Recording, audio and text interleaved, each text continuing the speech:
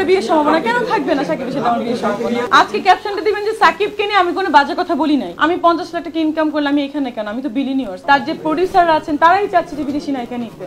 এটা তো ভাই মানে সাকিবের কোনো দোষ আছে বলে আমি মনে করি না। হ্যাঁ অবশ্যই, কেন করবে না? আমার সাথে তো অলরেডি সাইন হয়ে গেছে, কেন করবে না ছবি? সে যদি সে বাইরের প্রডিউসার না করলেও আমার হাউস আছে একটা, আপনারা জানেন, সেই হাউস থেকে আমি সিনেমাটা করবো। আরেকটা ব্যাপার আজকে আমি ক্লারিফাই করি, সেটা হচ্ছে আমাকে কিছু কিছু জায়গায় লিখছে যে আমি নাকি মাসে 50 লাখ টাকা ইনকাম করি। বাই দ্য ওয়ে, এটা আমার মেইন পয়েন্ট।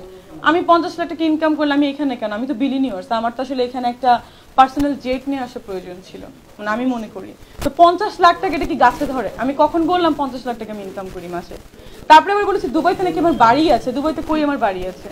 দুবাইতে নাকি শেখরা আমার জন্য ওয়েট করে। কই? আমি বলেছি যে সাকিব ভাইয়ার যদি অনেকে আমাকে বলেছে যে সাকিবকে নাকি আমি বিয়ে করছি লোভের থেকে, লাইক ওনার অনেক টাকা পয়সা আছে, সে সুপারস্টার, ওটি থেকে। কিন্তু যদি ওই লোভটাই লাগতো তাহলে আমি দুবাইতে যাই। সেক্ষেত্রে আমি বলেছি তাহলে তো শেখরা আছে, অনেক টাকাওয়ালা লোক আছে, বিজনেসম্যান আছে, তারাও তো ম্যারিড পার্সন, তাদেরকে আমি বিয়ে করতে পারতাম।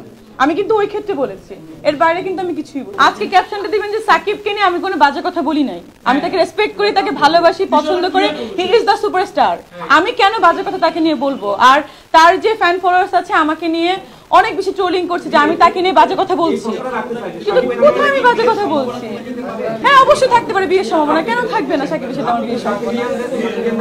হ্যাঁ তার সাথে আমার প্রেমও তো থাকতে পারে, প্রেম ভালোবাসা আছে অলরেডি। একটা